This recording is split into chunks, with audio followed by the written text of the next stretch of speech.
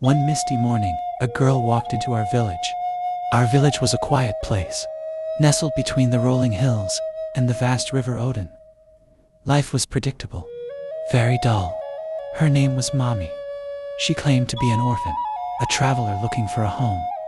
But it wasn't just her story that had people talking, it was her presence. Mami was different. Her skin glowed like polished ebony under the sun. Her long black hair shone as though spun from river silk. And her eyes, golden like sunrise, seemed to peer straight into your soul.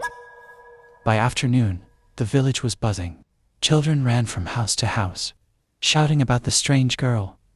The women gathered in groups, whispering behind their hands.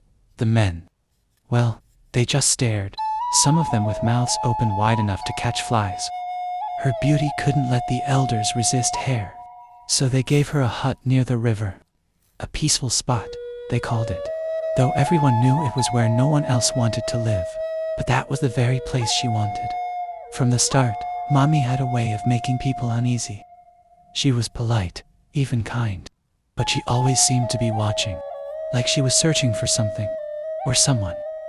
"She's too quiet," said Iami, the village gossip, to anyone who would listen. "A girl that is beautiful with no husband, no family, suspicious. She must be from the city," said another woman, squinting. "That's how they are. All beauty, no sense." Yet, despite the unease, no one could stay away. Mami had a magnetic charm, drawing even the most skeptical villagers into her orbit, except for Dapo. Though she was friendly and polite, she was very careful when it comes to Dapo.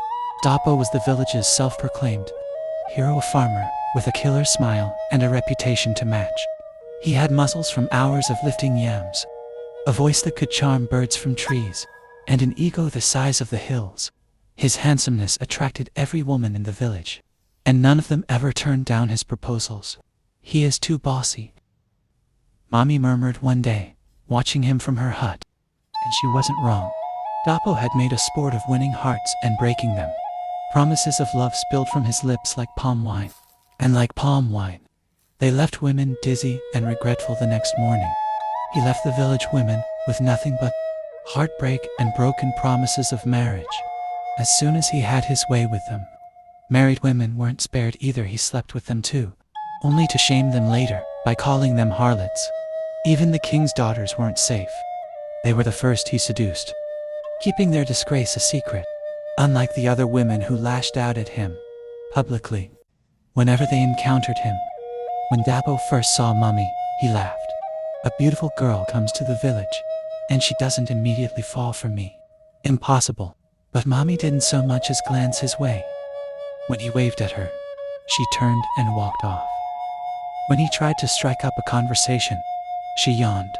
"She's playing hard to get," he told his friends. Though his forced grin betrayed him. "I'll have her eating out of my hand in no time." Dapo launched his charm offensive. He left baskets of fruit outside her hut, offered to help her fetch water, and even tried to impress her with his poetry. "Mami, my jewel of the river," he recited one evening, leaning casually against her doorway. "Your eyes are like the sunrise, your beauty a flood that—" "Dapo," she interrupted, barely looking at him. "Do you ever get tired of hearing your own voice?" His friends roared with laughter when they heard the story later. Dapo, however, wasn't amused. "She will fall," he said, his voice tight. "They always do." But Mami wasn't like the others, they said. One night, to everyone's surprise, Mami went to Dapo's hut and asked him to recite her a love poem. As Dapo began, Mami stood up, rubbing her hands across his shoulders. He smiled silently. "Now's the time," he thought to himself. He took her inside and had his way with her. The following morning, Dapo bragged about what had happened to his friends. "I told you she would fall. No woman has ever resisted me," he boasted. Few days later, they started hanging around. The villagers were surprised. Some ladies that had fallen victim of Dapo's betrayal started warning her to be careful, but she always smiled, faintly. Something strange began to happen. Dapo couldn't resist her. He was drawn to her like a housefly to rotten meat. He followed her around like a dog, and even fetches water for her. What has really gotten to Dapo? The people wondering. This is not the Dapo we know. What has she done to her? Almighty Dapo, they teased. Meanwhile, the village began experiencing strange events. The river's current seemed to change direction overnight. Fishing nets that had served generations suddenly tore without reason. One farmer swore he heard laughter soft and echoing from the riverbank in the dead of night. And then there were Dapo's dreams. He started waking up drenched in sweat, his heart pounding as if he'd run for miles. The dreams were always the same. Water closing over him, pulling him under, while golden eyes watched from above. By the third night, Dapo had had enough. It's her. I saw her, he muttered, pacing outside his hut. That girl is cursed. Or maybe a witch. Or maybe, teased his friend Kalapo, you're just scared. She's too beautiful and smart for you to control. But Dapo wasn't laughing. One evening, just as the moon rose, Mami approached Dapo. She stood at the edge of his farm, her hair glowing silver in the light. How is the feeling like, being with me? She said.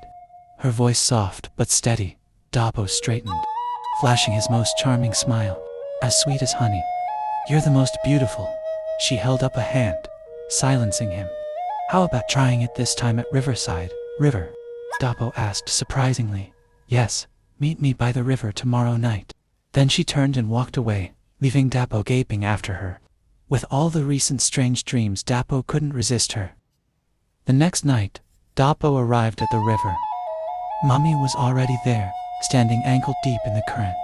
She smiled when she saw him, but it wasn't the smile of someone smitten. As Dapo approached, she asked, Do you really love me, Dapo? Her voice quiet but sharp. Yes, but why all these questions? That's not why we came here. She smiled. Sure.